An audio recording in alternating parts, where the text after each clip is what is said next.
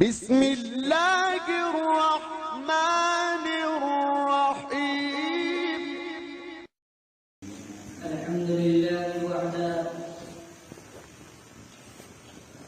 والصلاة والسلام على من لا نبي بعده أما بعد فأعوذ بالله من الشيطان الرجيم بسم الله الرحمن الرحيم يا أيها الذين آمنوا اتقوا الله ولتنظر نفس ما قدمت لغد واتقوا الله إن الله خبير بما تعملون صدق الله العظيم.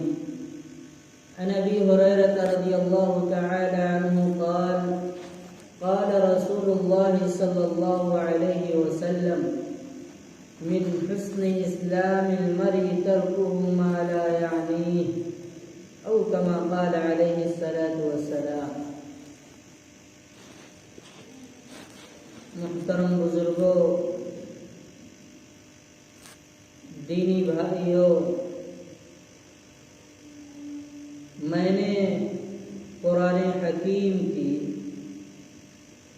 سورہ حشر میں سے ایک آیت آپ حضرات کے سامنے تلاوت کی ہے.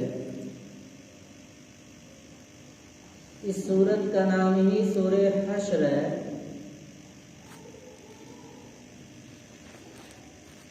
یہ سورت کا آغاز ہی اللہ رب العزت کی تعریف و توصیف پر مبنی ہے، یعنی سبح للہ ما فی السماوات والارض، اور اس میں جہاد کو بھی بیان کیا گیا ہے، اور اس میں اللہ رب العزت کی جو خاص صفت ہے المصور المتکبر، یہ ساری صفتیں اس صورت میں بیان ہوئی ہیں. خیر، مجھے اس آیت پر گفتگو کرنی ہے جس آیت کا میں نے سہارا لیا. اللہ رب العزت نے ایمان والوں کو مخاطب کیا ہے، یعنی ہم جس طرح کسی انسان کی ضرورت جب پڑتی ہے تو مخاطب کرتے ہیں. کبھی تو اس کا اصلی نام لے کر پکارتے ہیں اور کبھی کبھی اس کا عرفی نام لے کر پکارتے ہیں، اور کبھی کبھی کچھ ایسے اشارات ہیں ان الفاظ کے ذریعے بلاتے ہیں، اپنے طرف متوجہ کرتے ہیں. اللہ رب العزت نے ہم لوگوں کو اس ٹائٹل سے اور اس نام سے مخاطب کیا ہے جس کے بعد انسان کی دنیا بدل جاتی ہے. مثلا انسان پیدا ہوا، ایمان لایا تو اہل ایمان کہلایا، اور ایسے ہم لوگوں کا عقیدہ ہے کہ جو بھی بچہ پیدا ہوتا ہے وہ فطرت پر پیدا ہوتا ہے. فطرت سے مراد یہاں یعنی وہ مسلمان پیدا ہوتا ہے.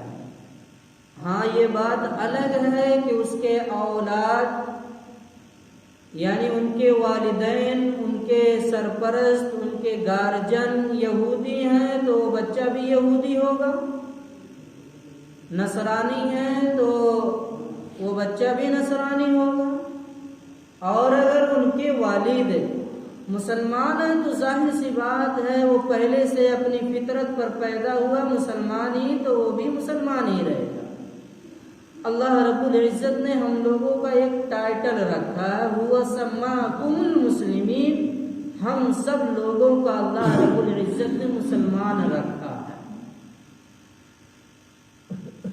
اور ایک ہوتا ہے ایمان اور ایک ہوتا ہے مسلمان. جو ایمان والا ہے وہی مسلمان ہے، اور جو ایمان والا ہے وہ بھی مسلمان ہی ہے، لیکن دونوں میں بنیادی طور پر کچھ فرق ہے، اس فرق پر میں گفتگو نہیں کروں گا، علمی بات ہے۔ بہرحال اللہ رب العزت نے پورے قرآن حکیم میں تقریباً 88 مرتبہ اہل ایمان کو مخاطب کیا، ایمان والوں کو 88 مرتبہ مخاطب کیا۔ مخاطب کرنے کے بعد، متوجہ کرنے کے بعد، توجہ دلانے کے بعد، فکر دلانے کے بعد کچھ پیغام دیے۔ مثلا کسی انسان کو آپ بلائے ہیں تو کسی ضرورت کے تحت اس کو بلائے ہیں، تو بلانے کے بعد جب وہ آدمی متوجہ ہو گیا تو اس کے سامنے وہ ضرورت رکھتے ہیں۔ عام طور سے ہوتا یہی ہماری گفتگو۔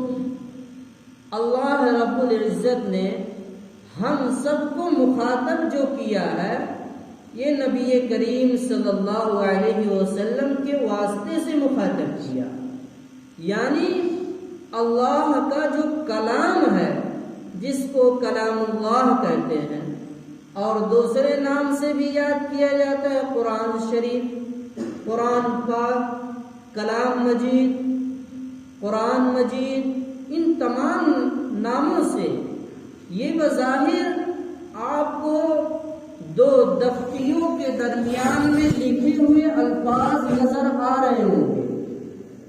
یہ واقعتاً الفاظ تو ہیں، لیکن یہ اللہ رب العزت کے کلام ہے، یعنی جس طرح ہم گفتگو کرتے ہیں، گفتگو کرنے کے بعد وہ الفاظ کے شکلوں میں ہو کر وہ ایک جملہ بنتا ہے، پورا ایک گراف بن جاتا ہے، پورا ایک کلمہ بن جاتا ہے۔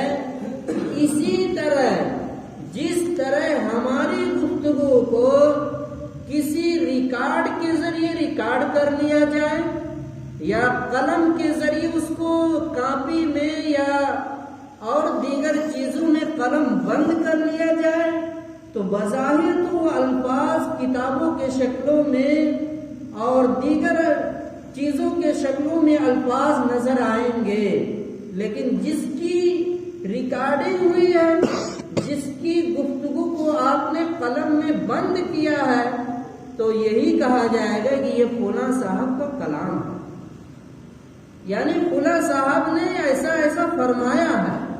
تو اسی طرح بعینہ، اور ہم سب کو یہ بھی اور ایک بات معلوم ہونا چاہیے کہ ہم حادث ہیں، یعنی فنا ہونے والے ہیں، باقی رہنے والے نہیں ہیں۔ تو جو چیز اس کائنات میں، اس دنیا میں، اس جہاں میں فنا ہونے والی ہوتی ہے، اس کا کلام بھی فنا ہو جاتا ہے، اس کا کلام بھی ختم ہو جاتا ہے۔ ہاں یہ بات الگ ہے کہ اس کو کتابوں کی شکلوں میں محفوظ رکھا جائے، یہ الگ چیز ہے، لیکن اللہ رب العزت کی ذات ایسی ہے جو فنا ہونے والی نہیں ہے، واجب الوجود ہے، ہمیشہ سے ہے، ہمیشہ ہے، رہے گا۔ یہ ہمارا بنیادی عقیدہ ہے۔ تو بعینہ، جس طرح اللہ پہلے سے ہے اور آئندہ رہے گا، اسی طرح اس کا کلام بھی فنا ہونے والا، ختم ہونے والا نہیں ہے، اگرچہ وہ ہم کو الفاظ میں دکھائی دے رہے ہیں، لیکن وہ براہ راست اللہ کا کلام ہے۔ اسی لیے تو کہا جاتا ہے کہ جب کوئی بندہ قرآن شریف کی تلاوت کرتا ہے تو سمجھیے کہ وہ براہ راست اللہ سے گفتگو کر رہا ہے۔ اسی لیے کہا جاتا ہے کیونکہ وہ اللہ کا کلام ہے، اور قرآن پاک میں اللہ رب العزت نے کوئی ایسی چیز پوشیدہ نہیں رکھی ہے جو مومنوں کے لیے مخفی ہو اور نہ معلوم ہو۔ ہاں یہ بات الگ ہے کہ ہم ماں کے پیٹ میں تھے تو کچھ جانکاری نہیں تھی، وَاللَّهُ أَخْرَجَكُم مِّن بُطُونِ أُمَّهَاتِكُمْ لَا تَعْلَمُونَ شَيْئًا۔ ہم ماں کے پیٹ میں تھے تو کچھ نہیں جانتے تھے، اور جب نکالا لا تعلمون شیئا، علم والے نہیں تھے، جانکار نہیں تھے، نالج ہمارے پاس نہیں تھا، لیکن اللہ رب العزت نے وَاللَّهُ أَخْرَجَكُم مِّن بُطُونِ أُمَّهَاتِكُمْ لا تعلمون شيئا وجعل لكم السمع والابصار والافئدة لعلكم تشکرون. اللہ رب العزت نے دو کام دیے اور اسی طرح آنکھ بھی عطا کی اور ایسے ہی دل عطا کیا تاکہ آپ لوگ سب کچھ سمجھ سکیں اور جان سکیں. لیکن اس کے بعد اللہ نے فرمایا لعلکم تشکرون، یہ جو کچھ نعمتیں میں نے تم کو دی ہے اور عطا کی ہے اس لیے عطا کیا لعلکم تشکرون، تاکہ تم میرے شکر گزار بندے بنتے. بہرحال بات کہیں اور چلی جائے گی، میں اصل موضوع پر آنے کی کوشش کر رہا ہوں. اللہ رب العزت نے ایمان والوں کو 88 مرتبہ مخاطب کیا ہے اور اس کے بعد پیغام دیا ہے، اور جہاں کہیں ایمان کو مخاطب کیا، اہل ایمان کو مخاطب کیا، اس کے بعد کچھ پیغام دیے ہیں، کچھ میسج دیے ہیں، کچھ ہدایات دیے ہیں، کچھ وصیت کی ہے اور کچھ فرمان دیا ہے. تو سمجھیے کہ وہ ہم کو کرنا ہے. سننا الگ ہے اور عمل کرنا الگ ہے، دونوں میں زمین و آسمان کا فرق ہے. اسی لیے اللہ رب العزت سے ہمیشہ دعا ہونی چاہیے یہی کہ اللہ مجھے جو علم عطا کر وہ عمل والا علم عطا کر. اب وہ علم جہاں کہیں سے ملے، کتابوں کی شکل سے مل جائے یا کسی کی باتوں سے سن کر کچھ معلومات ہو جائے تو ہماری جانکاری میں ہو گیا، تو اب یہ ضروری ہے کہ اس پر عمل بھی ہونا چاہیے. اللہ رب العزت نے اہل ایمان کو مخاطب کیا، اس کے بعد وَلْتَنْظُرْ نَفْسٌ مَّا قَدَّمَتْ لِغَدٍ وَاتَّقُوا اللَّهَ إِنَّ اللَّهَ خَبِيرٌ بِمَا تَعْمَلُونَ. یہ فکر دلائی کہ ہر انسان اپنا محاسبہ کرے، غور و فکر کرے، ایک گوشوارہ بنائے اور ہر دن کا یہ سوچے کہ پورے دن میں ہم نے کیا کیا کیا نہیں کیا، کیسے اعمال کیے کیسے اعمال نہیں کیے، اور جو کچھ کر رہے ہم اللہ رب العزت قیامت کے دن اس کو صاف کتابوں میں ہمارے سامنے ہر ایک کو ملنے والا ہے. وَإِذَا الصُّحُفُ نُشِرَتْ، نامہ اعمال کھول کر رکھ دیا جائے گا اور یہی کہا جائے گا اقرأ کتابک کفا بنفسک اليوم علیک حسیبا. اپنا نامہ اعمال، اپنا رجسٹر، اپنی کتاب اور اپنا کیا سب کچھ اس میں پڑھ لو، تم ہی اپنا محاسبہ کر لو، تم ہی یہ حساب لینے کے لیے کافی ہو. کسی کو بلانا نہیں پڑے گا، ایک دوسرے کو نہیں بلانا پڑے گا. اللہ رب العزت نے یہ قیامت کا نقشہ کھینچا ہے. اقرأ کتابک کفا بنفسک اليوم علیک حسیبا، کہ ہر انسان اپنے کیے کا وہ جائزہ خود لے گا، اور اگر زیادہ وہ بک بک کرے گا اور جھوٹ بولنے کی کوشش کرے گا تو جس اعضاء سے جو گناہ ہوئے ہیں وہ اعضاء قیامت کے دن گواہی دیں گے. قالوا انطقنا اللہ الذی انطق كل شیء وهو خلقکم اول مرۃ والیہ ترجعون. یہ اعضاء جس کے خاطر ہم نے سب کچھ کیا، اپنے زبانوں کے خاطر حرام اور حلال کا خیال نہیں کیا، اور سننے کے خاطر، مزہ لینے کے خاطر اپنے کانوں میں جو بھی آواز آئی حرام و حلال کا لحاظ نہیں کیا، اور اپنے پیٹوں میں سب کچھ بھرتے چلے گئے، داخل کرتے چلے گئے، اتنی بھی نہیں تمیز کی اور اتنا زحمت بھی گوارا نہیں کیا کہ ہمارے پیٹ میں کیا جا رہا ہے. یہ سارے اعضاء قیامت کے دن گواہی دیں گے. اليوم نختم على افواههم وتكلمنا ايديهم وتشهد ارجلهم بما كانوا يكسبون. اگر پاؤں سے گناہ ہوئے ہیں تو وہ پاؤں گواہی دے گا، اور اگر ہاتھوں سے گناہ سرزد ہوئے ہیں تو یہ ہاتھ گواہی دیں گے. زبان سے گناہ ہوا وہ بھی گواہی دے گا. کانوں سے گناہ ہوا، آنکھوں سے گناہ ہوا، سارے اعضاء ہمارے مخالف ہوں گے، سارے اعضاء ہمارے مخالف ہوں گے. ہم جن کے خاطر جھوٹ بولا وہ بھی ہمارا مخالف ہوگا.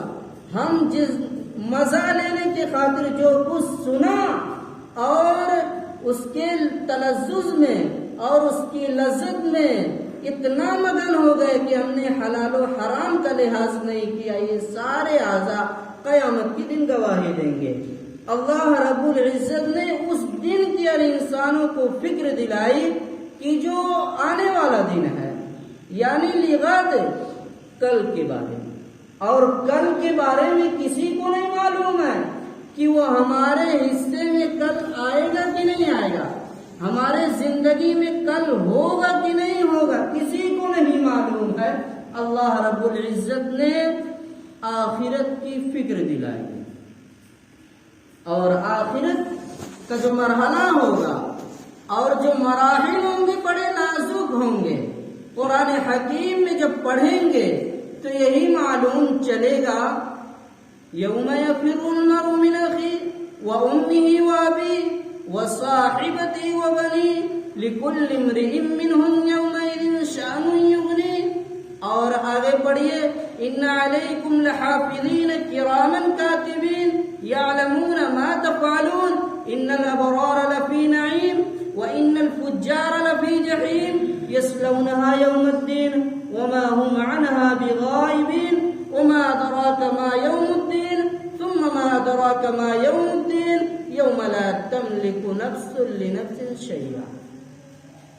یعنی کوئی کسی کا کام آنے والا نہیں ہے، سارے اعمال ہمارے ریکارڈ ہو رہے ہیں. اور آج تو ترقی کا یہ زمانہ ہے کہ سمجھنے کے لیے بہت آسان ہو گیا ہے. اسمارٹ فون جب سے چلا ہے اور میموری کا زمانہ جب سے آیا ہے، چھوٹی سی میموری میں ساری کائنات کی عجیب و غریب چیزیں بھری ہوئی ہیں. دیکھنے والے کیا کیا نہیں دیکھتے، ریسرچ کرنے والے کیا کیا ریسرچ نہیں کرتے گوگل پر، یہ سارا بائٹ ڈاٹا اس پر موجود ہے. اسی طرح قیامت کے دن ہمارا بھی بائٹ ڈاٹا اس پر موجود رہے. ایک اسکرین ایسی بنی ہوئی ہے کہ آپ اس پر محض کھڑے ہو جائیے، کھڑے ہونے کے بعد وہ سارے ڈاٹا اسکرین پہ چھپ جائیں گے کہ آپ نے دائیں جیب میں یا بائیں جیب میں کیا رکھا ہے، آپ نے اپنے بیگ میں کیا رکھا ہے، اپنے پاکٹ میں کیا رکھا ہے. ساری چیزیں اس زمانے میں ہم کو مشاہدے کے طور پر دیکھ چکے ہیں.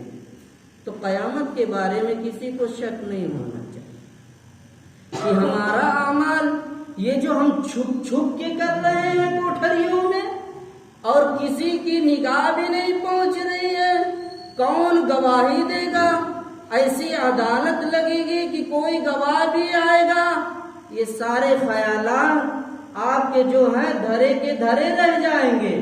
اس ترقی کے زمانے میں سب کچھ سمجھنا آسان ہے.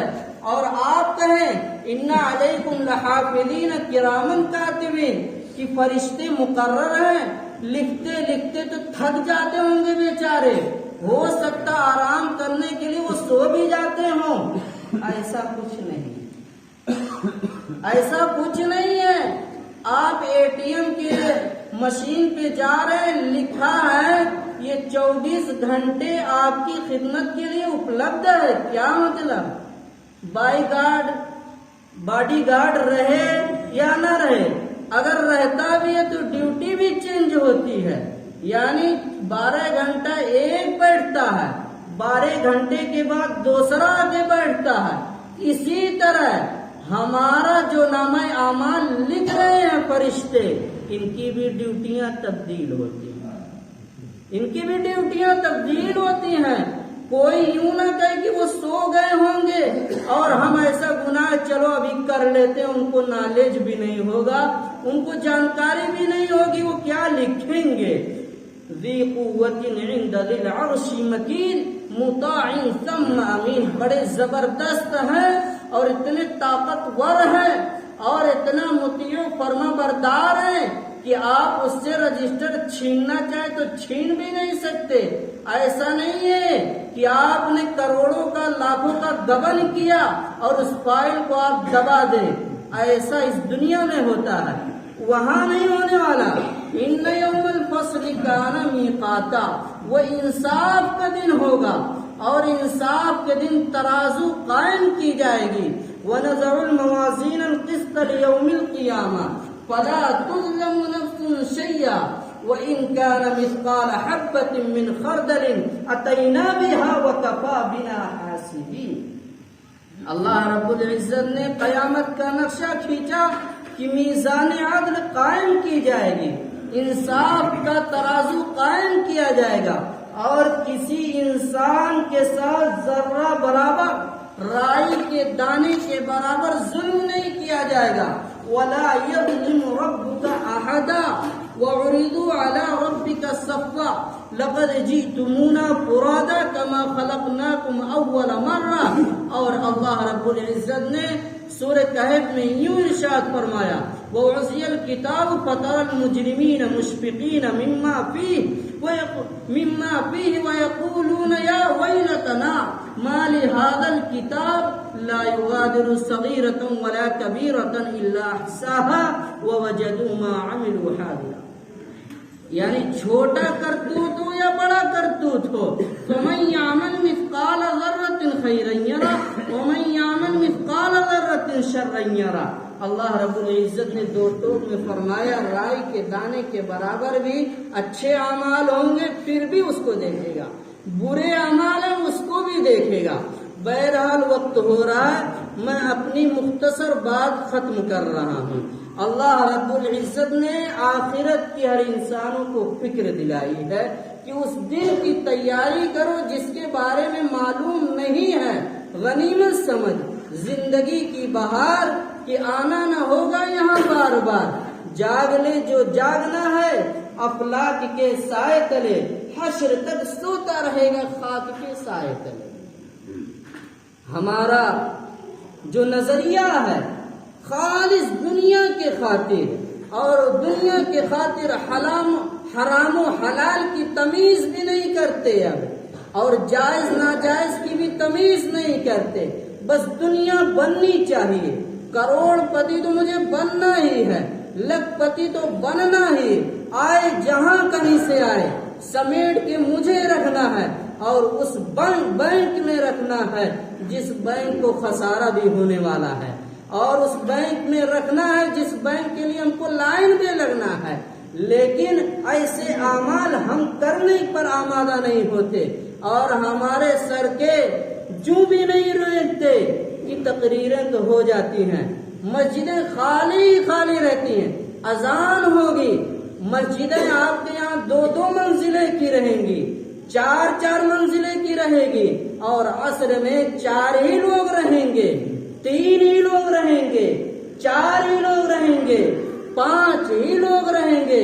یہی ہے کہ مسجد تو بنا لی شب بھر میں ایمان کی حرارت والوں نے، یعنی ایمانی جوش ہوتا ہے، جو ولولہ جو ہوتا ہے، اور جو حرارت ہوتی ہے، اور جو چنگاری ہوتی ہے، ہم اس کے جوش میں مسجدیں تو بڑی عالیشان بنواتے ہیں، جس کو کسی شاعر نے پہلے ہی زمانے میں کہا تھا، پہلے مسجدیں تھی کچی تو پکے تھے نمازی، اور آج حال یہ ہے کہ اس کا نقشہ یوں کھینچا، آج تو مسجدیں پکی ہیں لیکن کچے ہیں نمازی۔ کوئی شاید واحد مسجدیں ایسی ہوں جو خستہ حال ہوں، ٹائلسیں لگی رہیں گی، مخمل بھی بچھے رہیں گے، وضو خانہ بھی خوب بہترین رہے گا، لیکن نمازی کا پتہ نہیں، عصر میں 4 لوگ رہیں گے، اور فجر میں تلاش کرنے جائیں گے، کبھی امام صاحب رہیں گے تو کبھی مقتدی نہیں رہیں گے، مقتدی رہیں گے تو امام نہیں رہیں گے، اور ظہر کا بھی یہی حال ہوگا۔ اور جس دن بازار خاص طور سے لگتی ہے اس دن تو سارے لوگ بول رہتے ہیں، یہ ہمارے ایمان کا اور یہ ہماری حیرت کا اور ہماری حرارت کا یہ حال ہے۔ کہ ہم نے تو شب بھر میں سب کچھ کر لیا، لیکن جس کے خاطر اللہ رب العزت نے ہم سب کو یہاں بھیجا ہے، وَمَا خَلَقْتُ الْجِنَّ وَالْإِنسَ إِلَّا لِيَعْبُدُونَ، ہم نے اس کو بالائے طاق رکھ دیا۔ جمعہ کے دن بھی نہیں پتہ چلتا کہ آج جمعہ ہے، مسجدیں بھری ہونی چاہیے، مسجدوں میں نمازیوں کا حال دیکھ لیا جائے، مقتدی دو چار، وہی گھسے پیٹے جو بیچارے بہت دنوں سے نماز کی پابندی کر رہے ہیں، وہی اگلی صف میں رہیں گے اور 4 ہی لوگ رہیں گے، اور اگر کسی کو اپنی بات کرنی ہو تو نمازیوں کا انتظار کرے، اور سارے لوگ اگر آ بھی جائیں تو اگر وقت زیادہ ہو جائے، سارے لوگوں کی نگاہ اس گھڑی پر ہو جس گھڑی کو ایک خطیب نہیں کبھی دیکھتا کہ کیا وقت ہو رہا ہے۔ یہ ہمارے ایمان کا حال ہے اور ہماری حرارت کا حال ہے۔ اللہ رب العزت نے ہم سب کو آخرت کی فکر دلائی ہے کہ اس دن کی تیاری کرو، کہ جس دن کے لیے کوئی کام آنے والا نہیں ہے۔